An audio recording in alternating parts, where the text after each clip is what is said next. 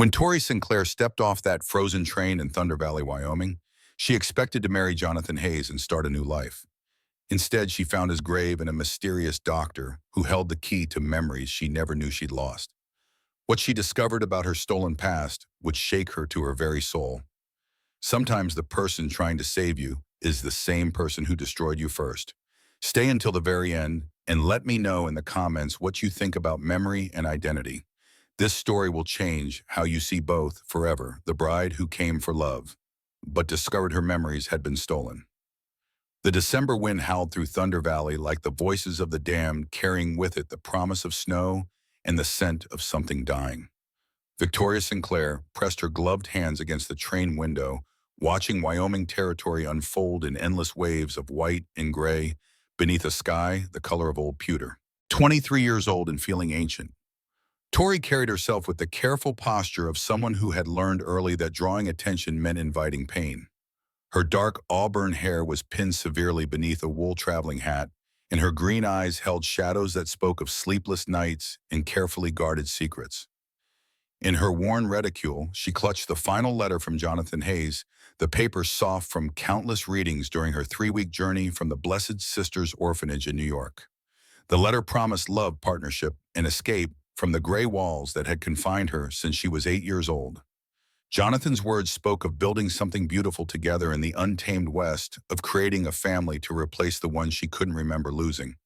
That was the strangest part of Tori's existence, the complete absence of memory before her 8th birthday. Sister Margaret had always claimed it was trauma from losing her parents to influenza, but sometimes in the depths of night, Tori wondered if there was something else, something the nuns weren't telling her.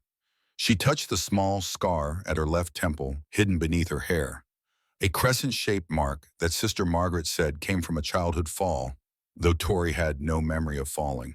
No memory of anything, really, except the stark corridors of the orphanage and the endless lessons in submission and silence. Thunder Valley Station, the conductor called out, his voice cutting through the car's murmur of conversation. Final stop. Tori's heart hammered against her ribs as she gathered her single carpet bag. This was it, the end of her old life and the beginning of whatever Jonathan Hayes had promised. She had saved every penny for 2 years to afford the train ticket, working in the orphanage's laundry until her hands were raw and her back ached. The platform was smaller than she had imagined, just weathered wooden planks beside a modest depot building. Perhaps 24 people moved about in the bitter cold, their breath creating small clouds in the frigid air. Tori scanned the faces looking for Jonathan, tall, dark-haired, with kind eyes according to his letters. But no such man stepped forward to claim her. Minutes passed, then more minutes. The other passengers dispersed to waiting carriages, and loved ones leaving Tori alone on the platform with her bag and her growing sense of dread. Miss, you look lost. Tori turned to find an older woman approaching, perhaps 50, with graying brown hair and eyes that held both kindness and something that looked disturbingly like pity. She wore a practical wool coat and moved with the confidence of someone accustomed to solving other people's problems. I'm looking for Jonathan Hayes, Tori said, surprised by how steady her voice sounded despite the panic clawing at her chest. He was supposed to meet me. The woman's expression shifted subtly and Tori's stomach dropped.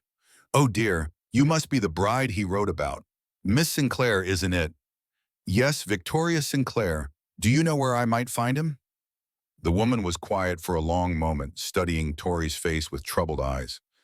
My name is Martha Coleman. I run the boarding house here in town. She paused, choosing her words carefully. Miss Sinclair, I'm afraid I have difficult news. Jonathan Hayes passed away last week. The words hit Tori like a physical blow. The platform seemed to tilt beneath her feet, and she had to grasp Martha's arm to keep from swaying. Passed away, but his last letter, it was only 3 weeks ago. I'm so sorry, dear. It was very sudden.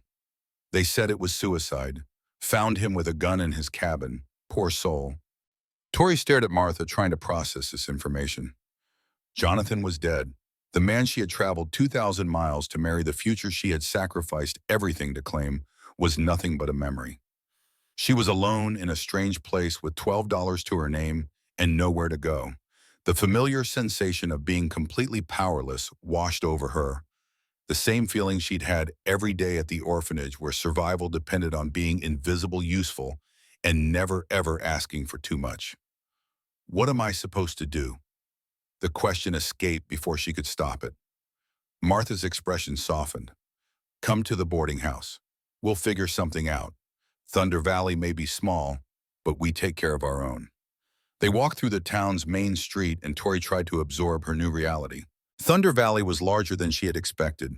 Perhaps 30 buildings, including a general store, a hotel, a church, 3 saloons, and what appeared to be a sheriff's office. People moved with purpose, despite the cold nodding to Martha as they passed, their eyes curious but not unkind as they took in Tori's travel-worn appearance.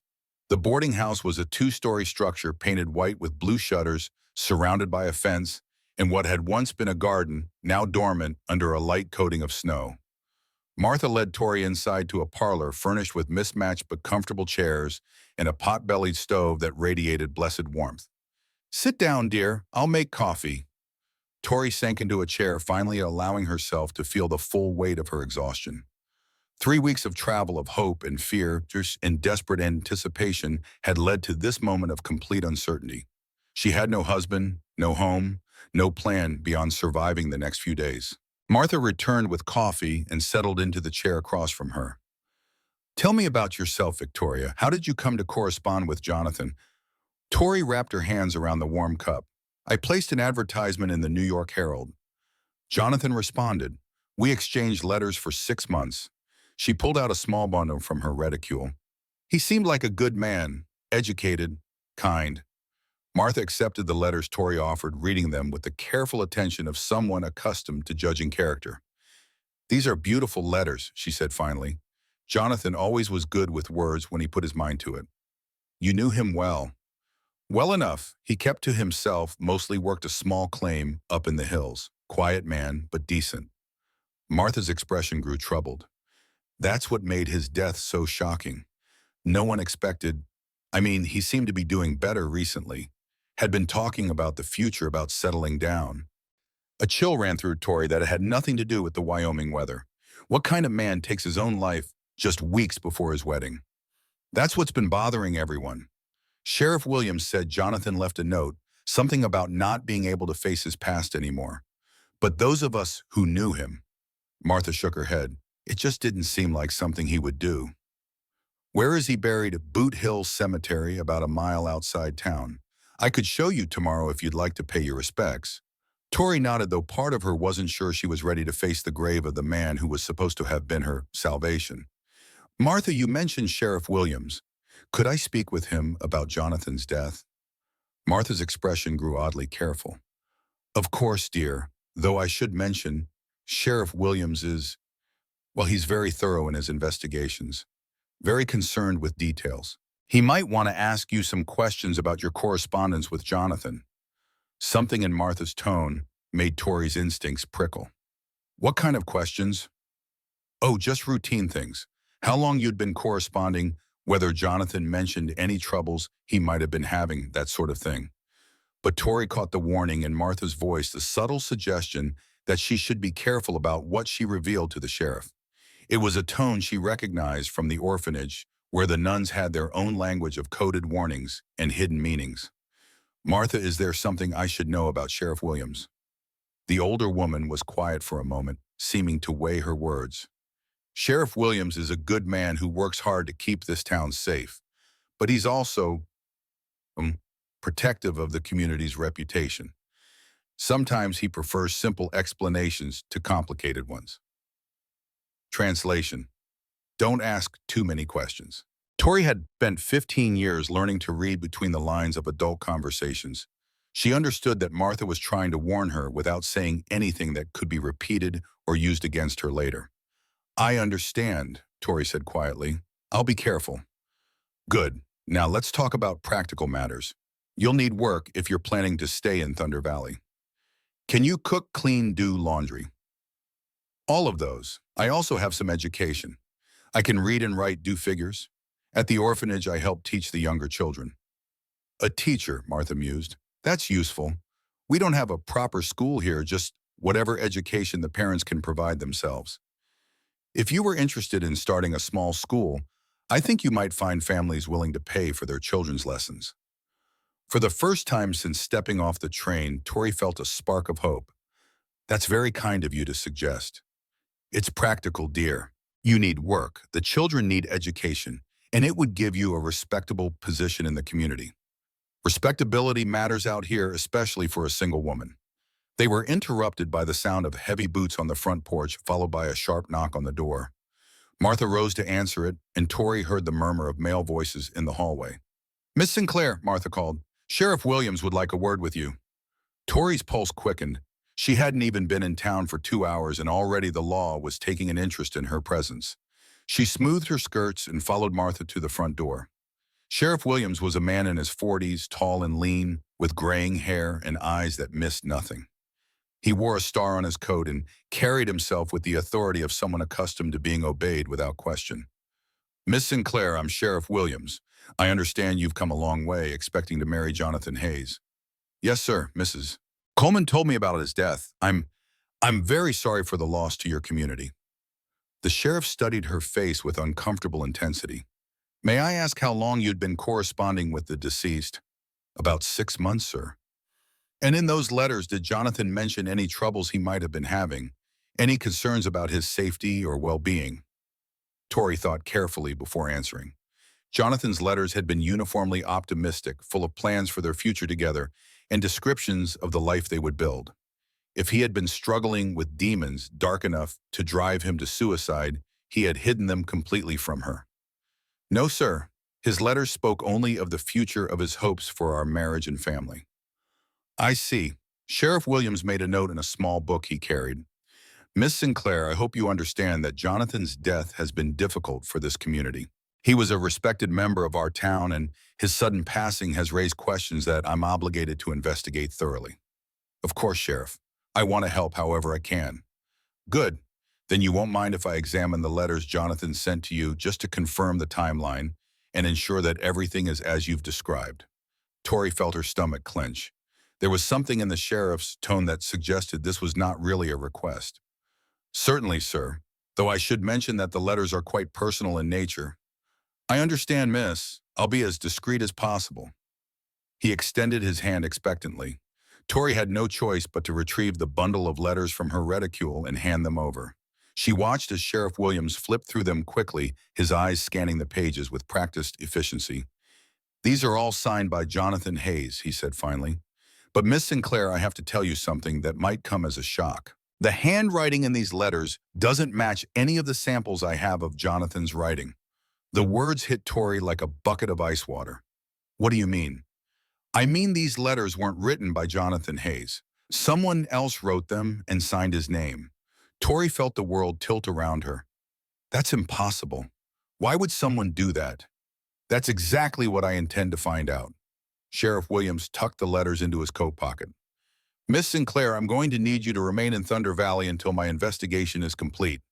You're not under arrest, but you are a material witness in what may be a case of fraud or worse." "Sheriff," Martha interjected carefully, "Miss Sinclair has just traveled across the country and suffered a terrible shock. Surely she could provide any additional information you need after she's had a chance to rest." "Of course. But Miss Sinclair, I trust you understand the seriousness of this situation. Someone used a dead man's name to lure you to Wyoming territory. Until I know why, I need to ensure your safety and the safety of this community." After the sheriff left, Tori sat in Martha's parlor, feeling as if the ground had been cut from beneath her feet. Not only was Jonathan dead, but he hadn't even written the letters that had brought her here. Someone else had used his name, his supposed feelings, to draw her across the continent for reasons she couldn't begin to understand.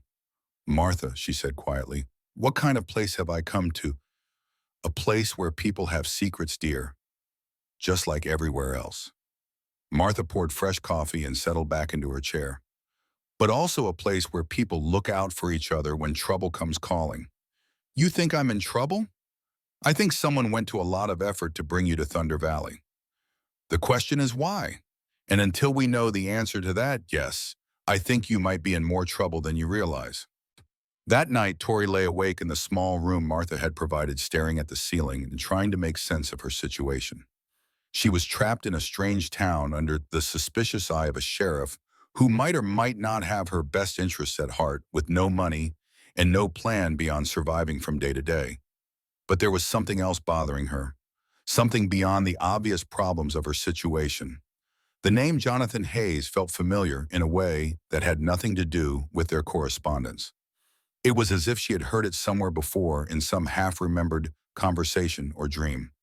She touched the scar at her temple again, wondering not for the first time what had really happened to her as a child. The nuns had always been vague about her early life, claiming that the trauma of losing her parents had affected her memory. But what if it was something else? What if someone had deliberately stolen her past? The thought was so disturbing that Tori pushed it away, but it lingered at the edges of her consciousness like a persistent whisper.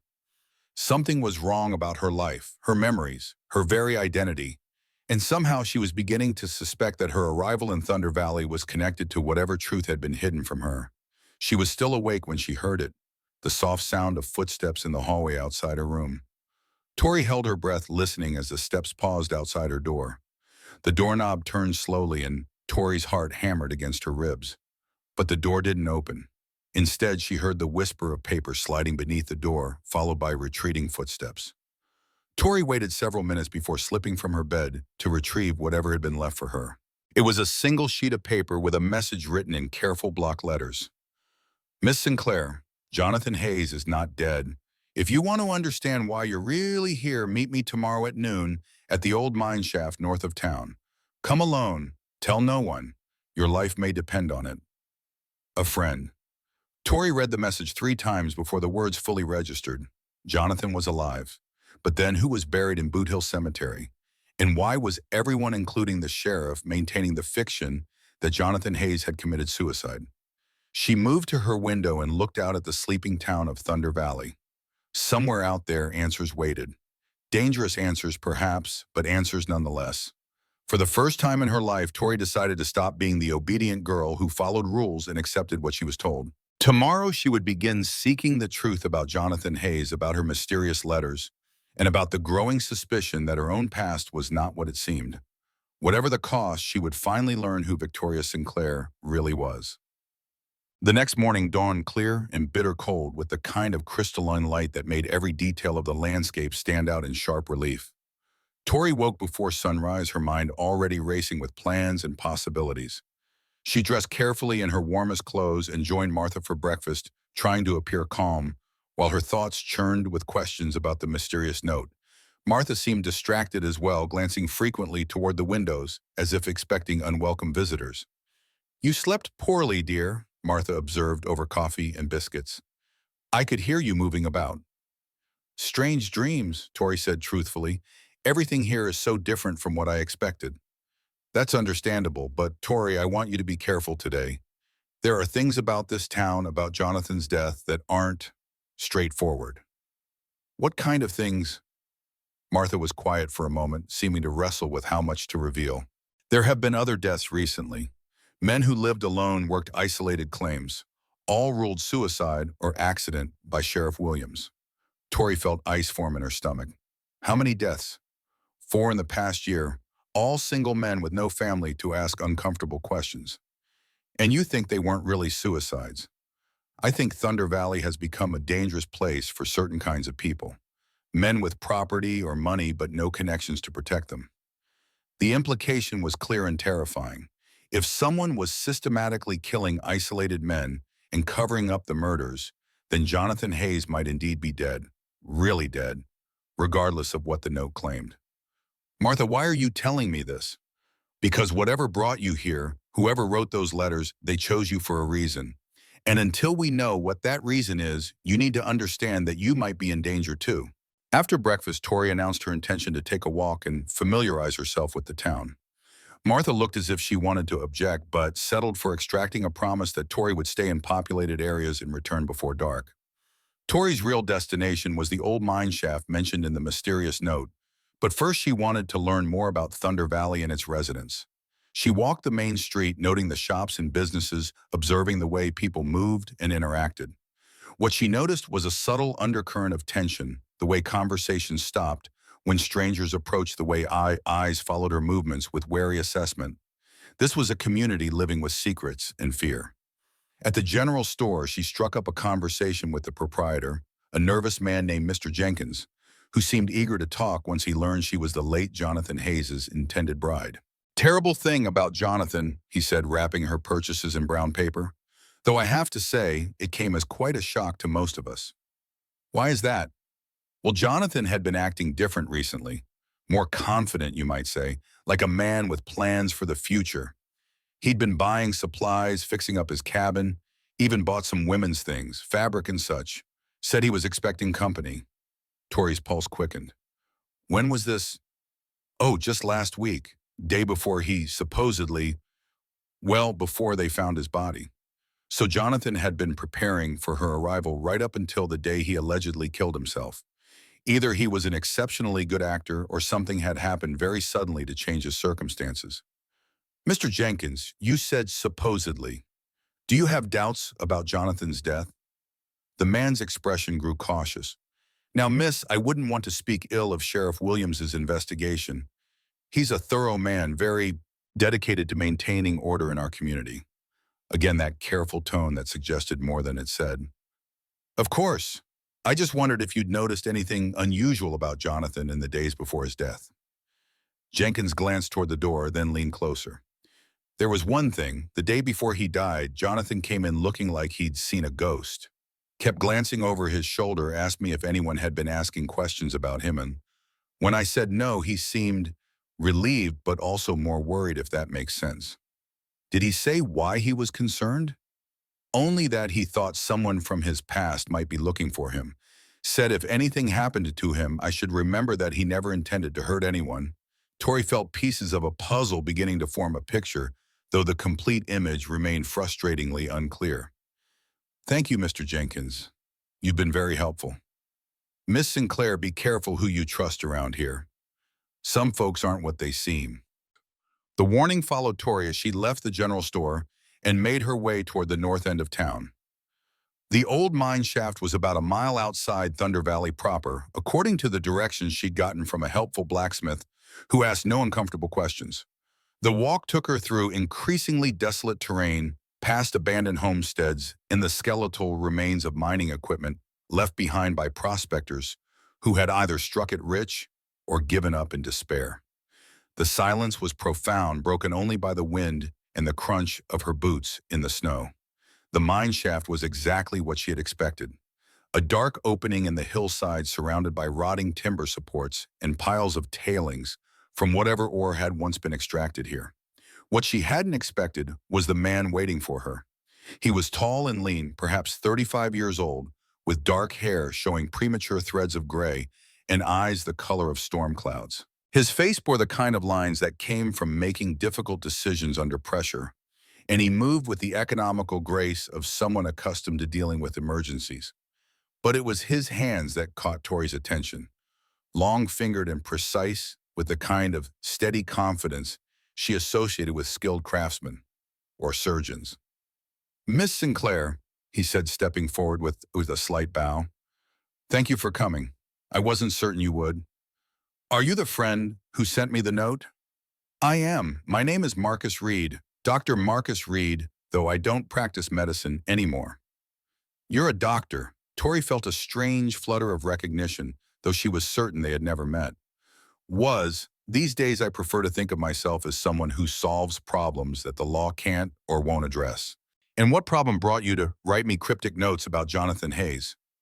Marcus studied her face for a long moment, and Tori had the uncomfortable sensation that he was seeing something in her features that she herself was unaware of. Miss Sinclair, what I'm about to tell you may sound impossible, but I need you to listen carefully. Your life in the lives of several other people may depend on your understanding the truth about why you're really here. I'm listening. Jonathan Hayes is indeed alive, but the man who was buried under his name was murdered, and his death was staged to look like suicide. Someone is systematically killing men in this area and covering up the crimes with the help of corrupt local officials. Tori felt her knees grow weak. Sheriff Williams, among others. Miss Sinclair, you weren't brought here to marry Jonathan Hayes.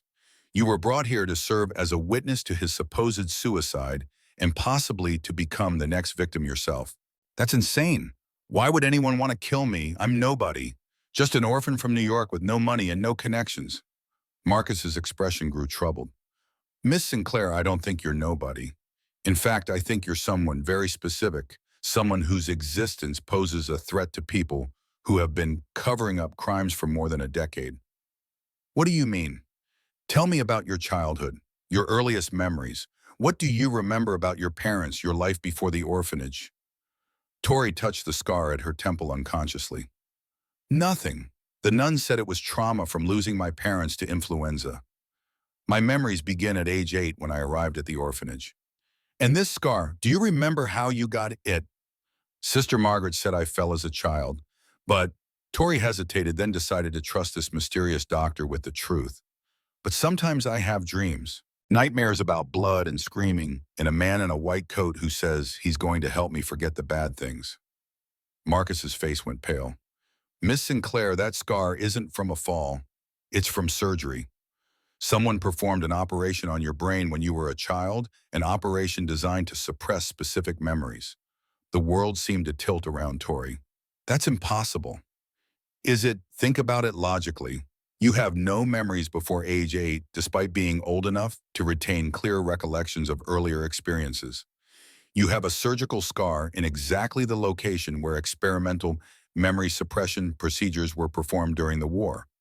And someone has gone to extraordinary lengths to bring you to Wyoming territory under false pretenses. Tori sank down onto a convenient boulder, her legs no longer able to support her weight. If what you're saying is true, then who am I? What memories were stolen from me?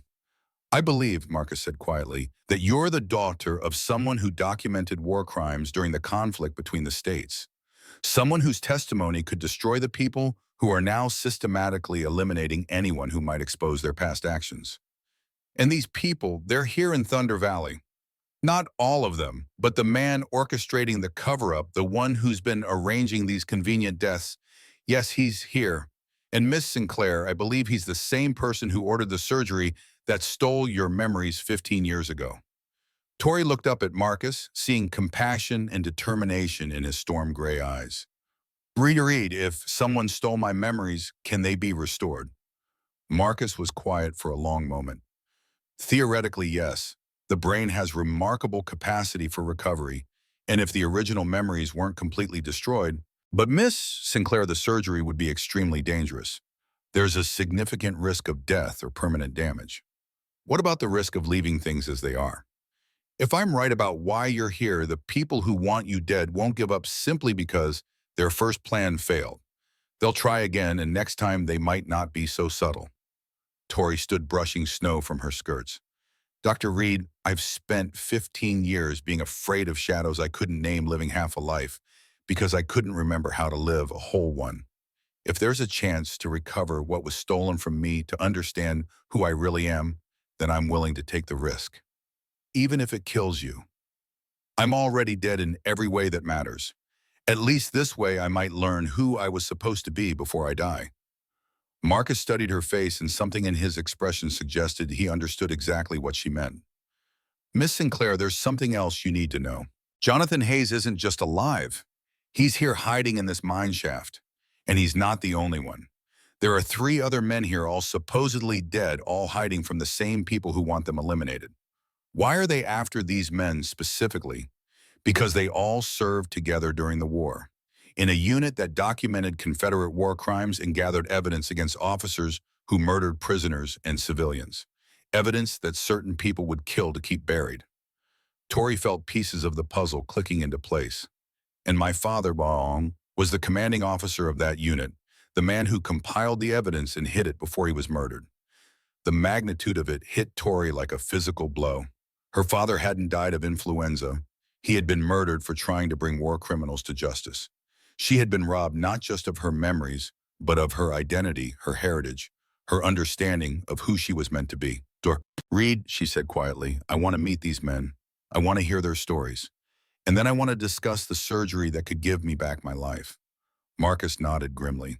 Follow me. But Miss Sinclair, once you walk into that mine shaft, there's no going back to the simple life of Victoria Sinclair, orphan and would-be bride. You'll become someone much more dangerous. Good, Tori said with more conviction than she had felt in years. I'm tired of being harmless. As they walked toward the dark mouth of the mine shaft, Tori felt something stirring in her chest that she had never experienced before. The thrill of finally taking control of her own destiny, regardless of the cost. Whatever lay ahead in the darkness, it had to be better than the half-life she had been living in the light. The mine shaft descended into the earth like the throat of some ancient beast lit by oil lamps that cast dancing shadows on the rough stone walls. As Tori followed Marcus deeper into the tunnels, she could hear the murmur of voices ahead, men speaking in low, urgent tones about matters that required secrecy. The main chamber opened before them, carved from the living rock and furnished with the kind of makeshift comfort that spoke of a long-term hiding place. Crates served as tables and chairs, bedrolls were spread on relatively level ground, and someone had managed to create a ventilation system that kept the air breathable despite being far underground. Four men looked up as Marcus and Tori entered the chamber. She recognized one immediately from the daguerreotype he had sent with his letters. Jonathan Hayes alive, and very much not the suicide victim Thunder Valley believed him to be. He was younger than she had expected, perhaps 28, with brown hair and the kind of earnest face that belonged on a Sunday school teacher. The other three men were older, bearing the weathered look of soldiers who had seen too much and carried the weight of difficult memories. One was missing his left arm, another walked with a pronounced limp, and the third had scars across his face that spoke of proximity to explosions or fire. "Gentlemen," Marcus said quietly, "this is Miss Victoria Sinclair, the woman whose correspondence with Jonathan provided the excuse to bring her here." Jonathan stood immediately, his expression filled with guilt and concern. "Miss Sinclair, I'm so sorry. I never wrote those letters. I never intended for you to be dragged into this nightmare." "Then who did write them?" Tori asked, though she suspected she already knew the answer.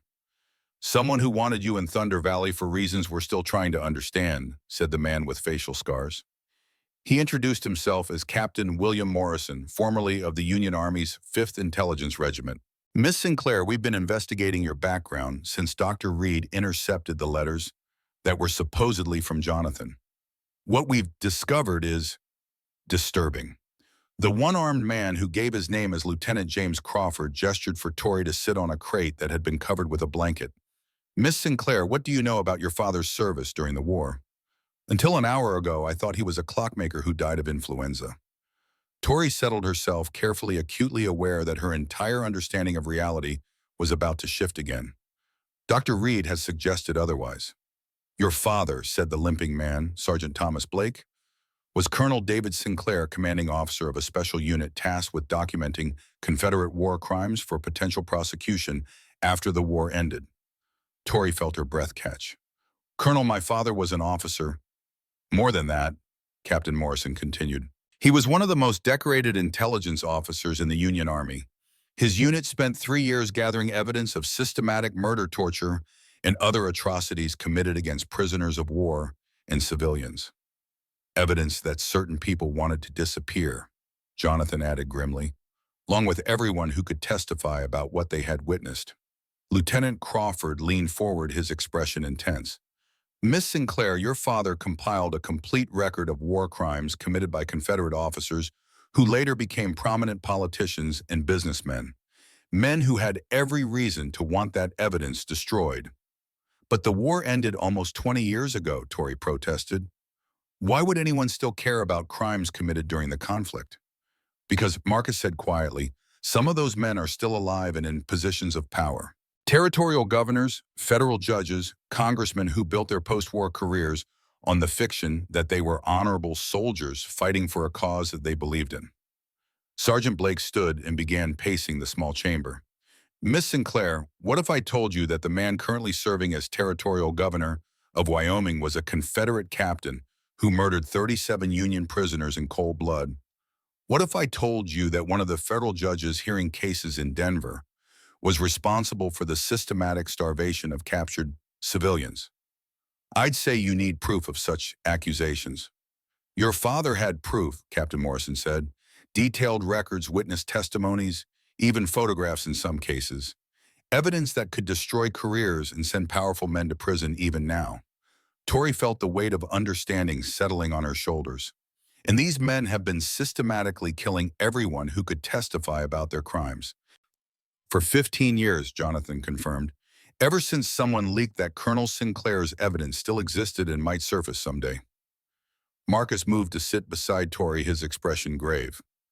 Miss Sinclair, we believe your father hid multiple copies of his evidence in different locations. But the only person who knew all the hiding places was Colonel Sinclair himself. And he's dead. Yes, but before he died, he would have made arrangements to ensure the evidence could be recovered if something happened to him. Tori touched the scar at her temple, understanding beginning to dawn with terrible clarity. He told me where it was hidden. When I was 8 years old, he made me memorize the locations. And then someone who knew about your father's precautions arranged for your memories to be suppressed, Marcus continued, but not destroyed. Suppressed memories can sometimes be recovered, especially if the suppression was performed hastily or by someone without extensive experience in the procedure. The chamber fell silent as the implications sank in. Tori wasn't just a random victim. She was the key to exposing a conspiracy that had been operating for nearly 2 decades. Dr. Reed, she said quietly, this surgery you mentioned, how dangerous is it really? Marcus was quiet for a long moment, choosing his words carefully. I won't lie to you, Miss Sinclair. The procedure carries significant risks. The surgery that suppressed your memories may have caused scar tissue that could complicate any attempt to reverse the effects. There's a possibility of stroke brain damage or death, and the possibility of success. Perhaps 50% chance of recovering some memories, 25% chance of recovering detailed information about your father's evidence, less than 10% chance of recovering everything intact. Tori looked around the chamber at the 5 men who had already risked everything to fight the conspiracy that had stolen her childhood. And if we do nothing, if I remain Victoria Sinclair, the orphan with no past, Jonathan answered with brutal honesty, then the people who killed your father and had your memory suppressed, it will eventually kill all of us. They've already murdered 4 men in Thunder Valley alone, and they're not going to stop until every potential witness is dead, including me. Especially you, Captain Morrison confirmed. Miss Sinclair, you represent their greatest vulnerability. If your memories return naturally, if you begin to remember things on your own, they'll have to kill me to prevent me from exposing them. Yes. Tori stood and walked to the chamber's entrance, looking out into the dark tunnel that led back to the surface. Somewhere above Thunder Valley went about its daily business, unaware that a conspiracy decades in the making was playing out in the depths beneath their feet. When she turned back to face the men, her decision was clear in her eyes. Dr. Reed, when can we perform the surgery? Tori, Marcus said, using her given name for the first time. There are things about this procedure you need to understand. Things about my own past that you have a right to know, for you trust me with your life. What kind of things? Marcus moved to a crate that contained his medical supplies, removing instruments that gleamed dully in the lamplight. I told you I no longer practice medicine. What I didn't tell you is wapang. The other men in the chamber grew quiet, clearly aware of whatever confession Marcus was preparing to make. 15 years ago, I was a very different man, Marcus continued. I was Dr. Marcus Reed, one of the most sought-after neurological surgeons in Chicago. I pioneered techniques for treating brain injuries, developed new methods for accessing damaged areas of the brain without causing additional trauma. Tori felt a chill that had nothing to do with the underground temperature. And I was approached by government agents who wanted to hire my services for classified medical procedures. They told me they needed someone who could perform surgery to help traumatized soldiers forget battlefield experiences that were preventing them from returning to normal life. The pieces fell into place with sickening clarity. You performed the surgery that stole my memories. Marcus met her eyes without flinching. Yes, I operated on you when you were 8 years old, believing I was helping a traumatized child overcome the psychological damage of witnessing her parents' death. Tori felt as if the ground had opened beneath her feet. The man she had begun to trust, the person who represented her only hope of recovering her stolen past, was the one who had destroyed it in the first place. They lied to you, she said, grasping for any explanation that would make sense of this revelation. Yes, but that doesn't excuse what I did. I performed irreversible surgery on a child based on the word of people I should have questioned more carefully. When I learned later that the traumatized soldiers I was treating were actually witnesses to war crimes being silenced by the government. You stopped practicing medicine.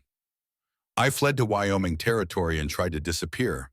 But Miss Sinclair, when I learned that you had been brought here, when I realized that the same people who had used me to destroy your childhood were now planning to finish what they started.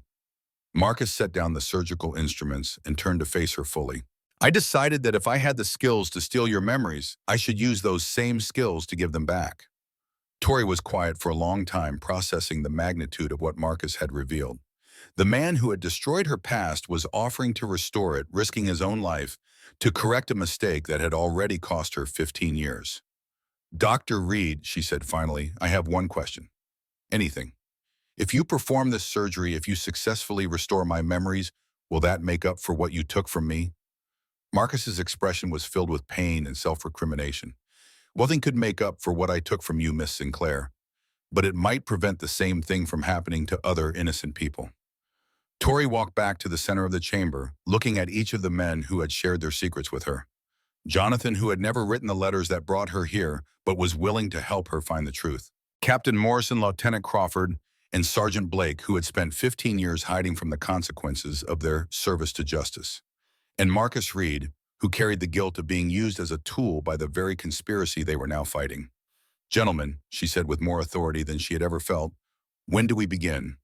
But before anyone could answer, the sound of approaching horses echoed down from the mine entrance. Multiple riders moving fast and trying to be quiet about it. They've found us, Jonathan said grimly, already reaching for weapons that were stored in the chamber's darker corners. Marcus was gathering his medical instruments with swift efficiency. Miss Sinclair, it appears that we're out of time for careful consideration. If you want the surgery, it has to be now. Here in a mine shaft while we're under attack. It's the only chance we'll have. If they capture us, if they kill us, then your father's evidence stays hidden forever, and the conspiracy continues. Tori could hear the sound of boots on stone, now men moving through the mine shaft with deadly purpose. Someone had betrayed their location. Perhaps Martha, perhaps Sheriff Williams, perhaps someone else entirely. How long would the surgery take? 2 hours minimum, assuming I can work quickly and nothing goes wrong. And these men, can they hold off attackers for 2 hours? Captain Morrison was already positioning himself at the chamber entrance with a rifle. Miss Sinclair, we've been fighting impossible odds for 15 years. We can give Dr. Reed the time he needs. The sound of approaching danger grew closer, but Tori felt a strange calm settling over her. After 15 years of living in fear of shadows she couldn't name, she was finally facing the source of her terror directly. Dr. Reed, she said quietly, I'm ready. But as Marcus prepared his instruments and the other men prepared for battle, Tori couldn't shake the feeling that they were missing something important. Someone had brought her to Thunder Valley for a specific reason, and that reason might be more complex than simply eliminating a potential witness. What if her presence here was part of a larger plan? What if someone wanted her to recover her memories, but for reasons that had nothing to do with justice? As the first gunshots echoed through the mine shaft, Tori realized she was about to discover truths that would either save her or destroy her completely. And there was no way to predict which outcome was more likely. Marcus had cleared a space on a relatively flat section of stone floor, covering it with clean cloth and arranging his surgical instruments by lamplight. The makeshift operating theater was far from ideal, but given the circumstances, it would have to suffice. Miss Sinclair, he said as the sounds of gunfire grew closer, I need you to understand exactly what I'm going to do. The surgery that suppressed your memories involved creating small lesions in specific areas of your brain, areas responsible for long-term memory formation and retrieval. And you can reverse that. I can attempt to remove the scar tissue that's blocking neural pathways and stimulate the areas where your original memories are stored. But Tori, once I begin, there's no stopping.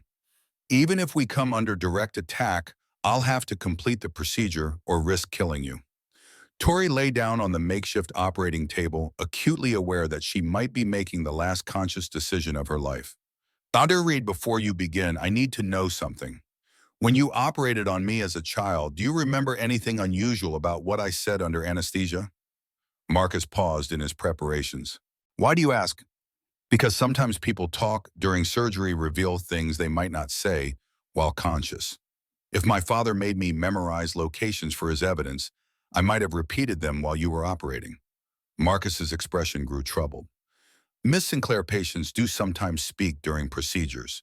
And yes, I do remember you saying things that seemed important but didn't make sense to me at the time. What kind of things? Names of places: Denver, San Francisco, Santa Fe, something about a church bell, and 3 keys. Numbers that might have been coordinates or dates. Tori felt her pulse quicken. Even under anesthesia, even while her memories were being stolen, some part of her had tried to preserve her father's secret. Dr. Reed, if those memories come back during the surgery, I need you to write down everything I say, even if it seems meaningless. Of course, the gunfire was closer now, and Tori could hear Captain Morrison shouting orders to the other men. Whatever force was attacking the mineshaft, it was large and determined. "Oi, Dr. Reed, about the edge," she said as he prepared the anesthetic. "There's one more thing. If this surgery kills me, if something goes wrong, nothing will go wrong. But if it does, make sure Jonathan and the others know that I chose this, that I wasn't a victim of circumstances beyond my control. For once in my life, I made my own choice about my own fate." Marcus met her eyes and she saw understanding there.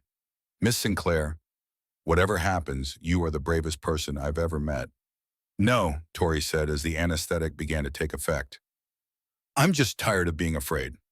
The last thing she remembered before consciousness slipped away was the sound of Marcus Reed's voice, steady and determined, despite the chaos erupting around them. "Colonel David Sinclair, your daughter is coming home." Wow. Consciousness returned to Tori in stages like sunrise breaking over mountains. First came awareness of pain, a deep, throbbing ache in her skull that seemed to pulse in rhythm with her heartbeat. Then came the gradual recognition that she was lying on something hard and cold, covered with blankets that smelled of gunpowder and fear. But with the pain and discomfort came something else: clarity.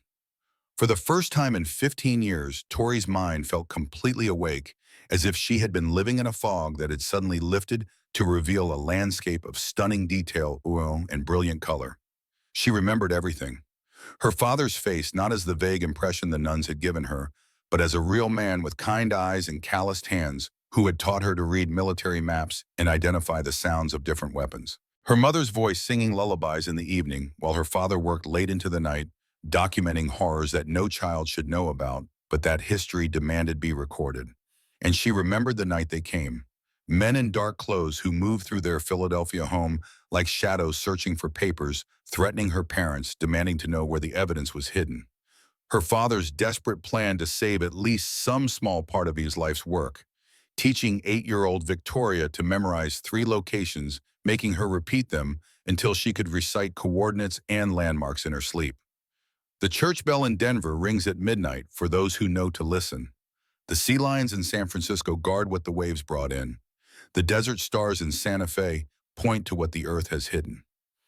Each phrase was connected to specific locations where her father had cached copies of his evidence. Not just random hiding places, but carefully chosen sites where trusted friends would know to look if something happened to Colonel David Sinclair. Tori sat up slowly, fighting waves of nausea and disorientation as her restored memories settled into place alongside the false history she had carried for so long. The mine chamber was quiet now, lit by oil lamps that cast familiar shadows on the rough stone walls. Marcus sat nearby, his medical instruments cleaned and packed away. His face showed the exhaustion of a man who had spent hours working under impossible conditions, but his eyes held something that looked like triumph mixed with profound relief. "How do you feel?" he asked quietly. "Like myself," Tori said, and realized it was the first time she had ever been able to say those words with complete honesty. "For the first time in 15 years, I feel like myself.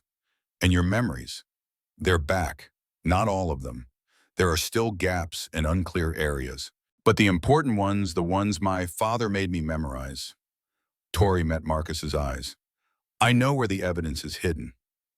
All 3 locations: Denver, San Francisco, and Santa Fe. Complete coordinates, contact names, even the specific hiding places within each city." Tori looked around the chamber. "Where are the others?" Marcus's expression grew somber. "Jonathan and Captain Morrison are wounded but alive. Lieutenant Crawford," he shook his head, "he didn't survive the attack." Tori felt a stab of grief for a man she had barely known, but who had died protecting her chance to reclaim her stolen past. "Who was attacking us?" Sheriff Williams, and at least a dozen men. But Tori, there's something you need to know. The attack ended when a woman arrived and ordered Williams to stand down. What woman? She said her name was Rose Sinclair. She claims to be your sister. The words hit Tori like a physical blow. She had no memory of a sister, no recollection of any siblings. But as she searched her restored memories, she found fragments, glimpses of an older girl with dark hair who had protected her, taught her, loved her. Rose, she whispered.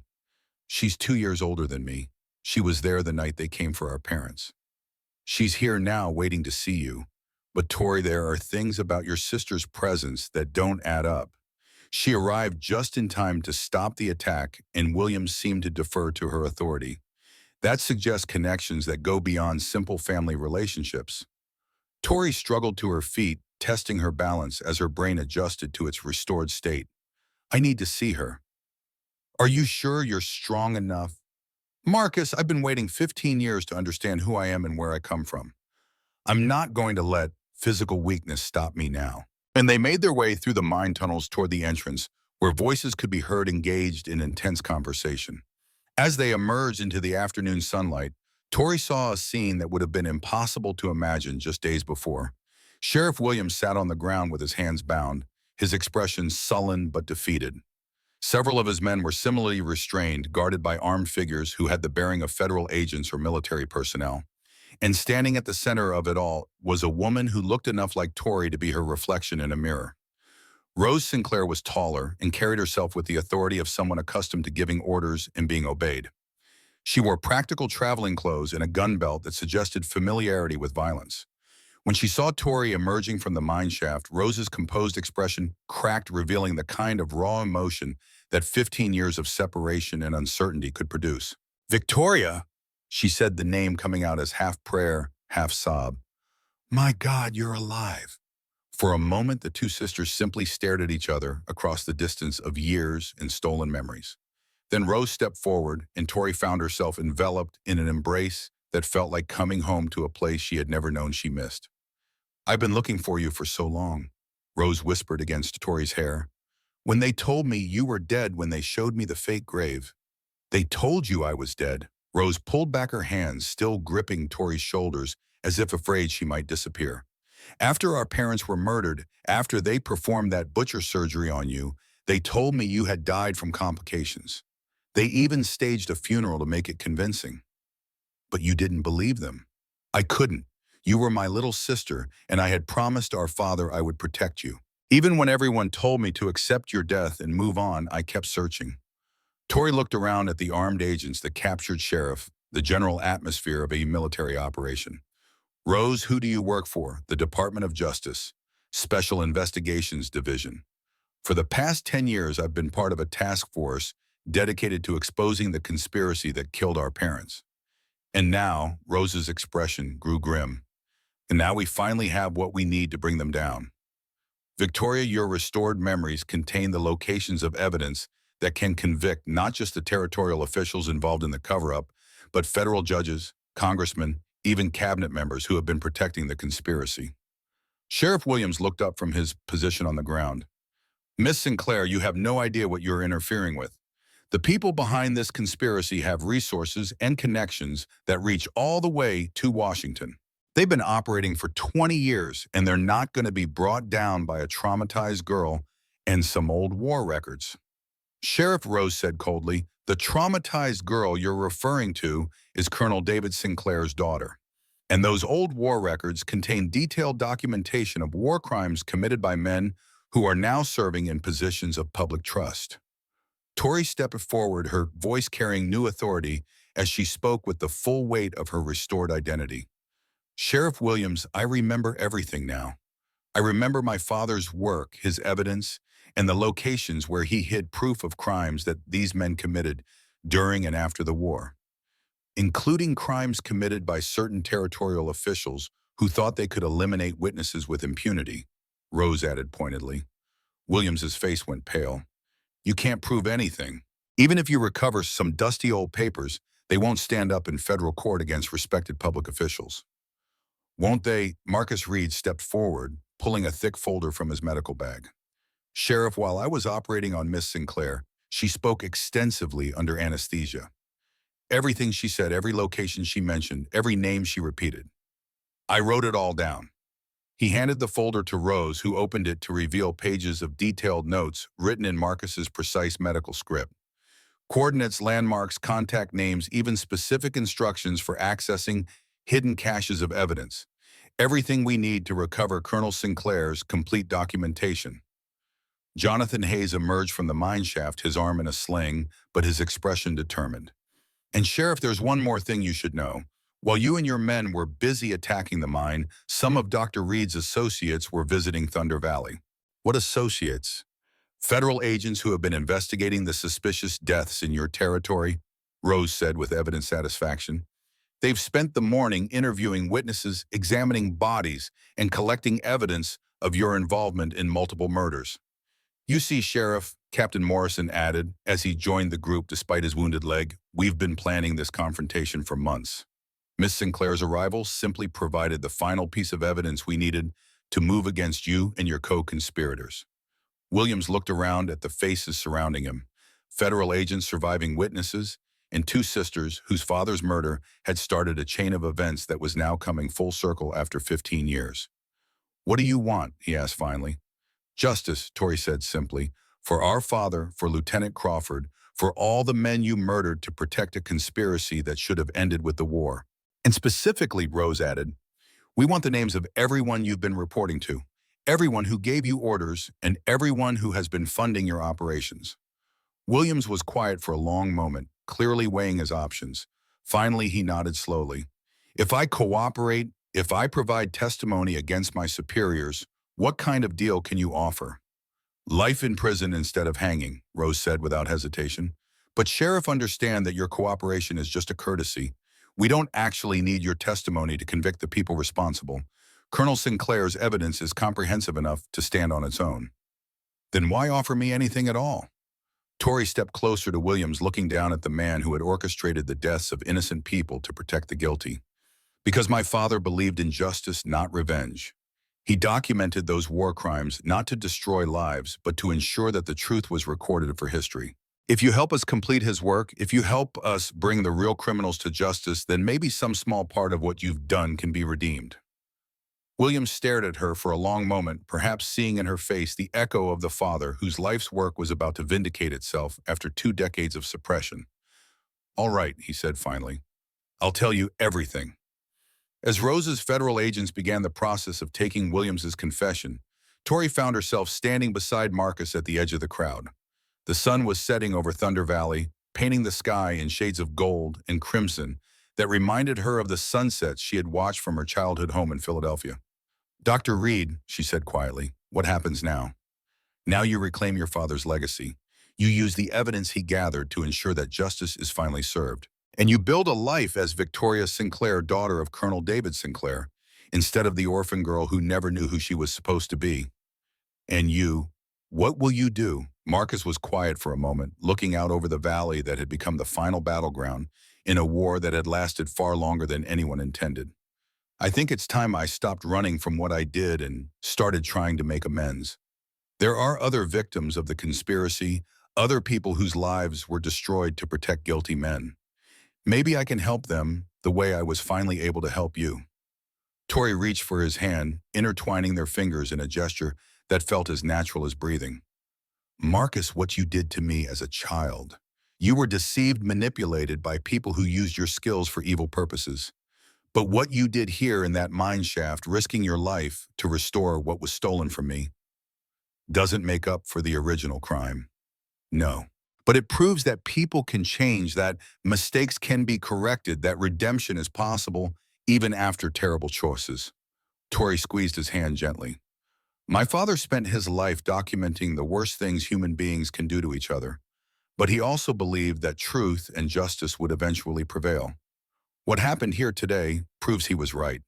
Rose approached them, her expression showing the kind of exhaustion that comes from seeing a long mission finally reach completion.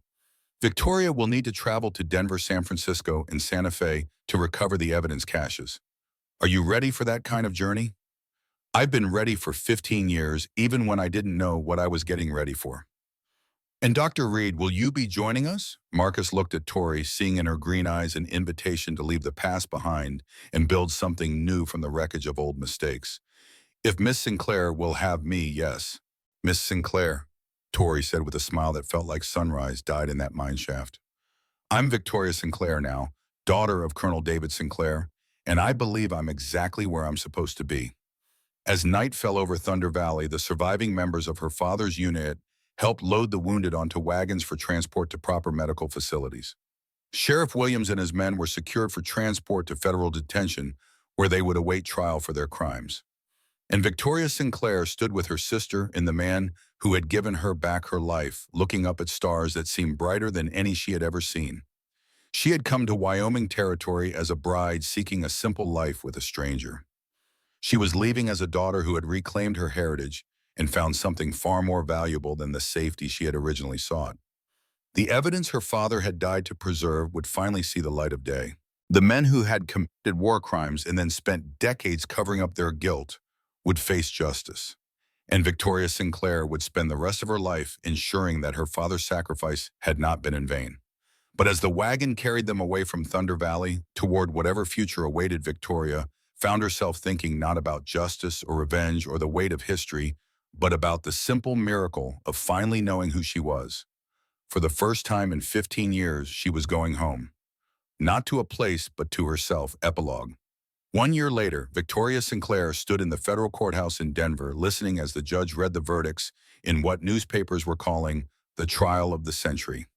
15 defendants, including 2 sitting congressmen, a federal judge, and the territorial governor of Wyoming, had been found guilty of conspiracy, murder, and treason. The evidence her father had so carefully preserved had proved devastating in court.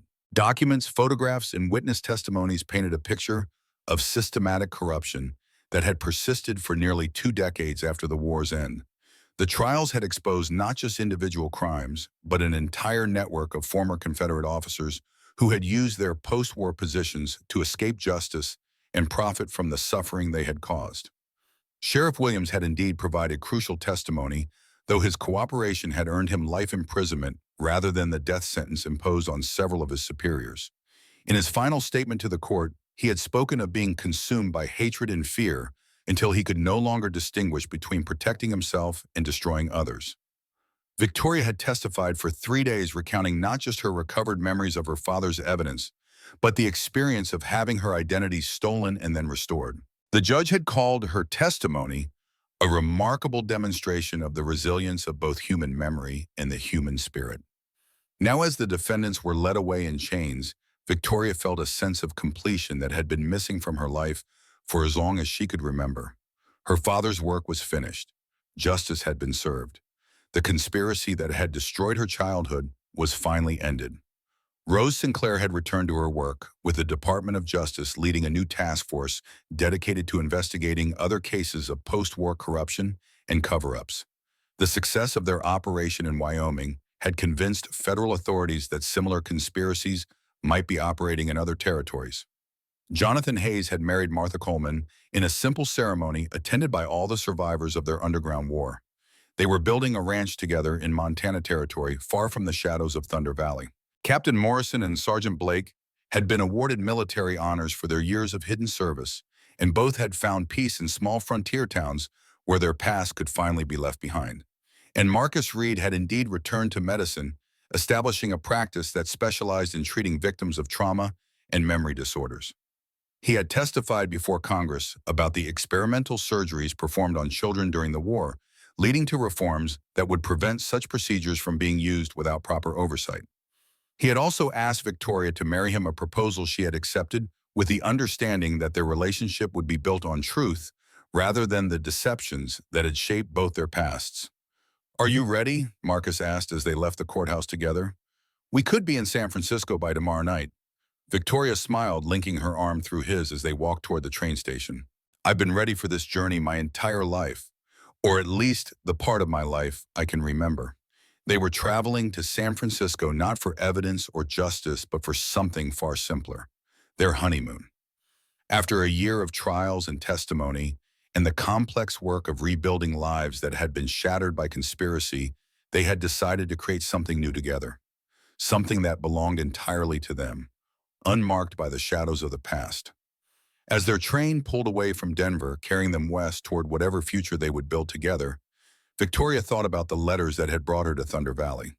False letters written by people who had meant to use her as a pawn in their deadly game. Instead, those letters had led her home to herself, to her family, and to a love that was real because it was built on complete honesty about who they both were and what they had survived. The game that had begun with her father's dedication to truth and justice was finally over. The life that would begin tomorrow belonged entirely to Victoria Sinclair and the man who had given her back her name. And for the first time since she was 8 years old, Victoria was exactly where she belonged.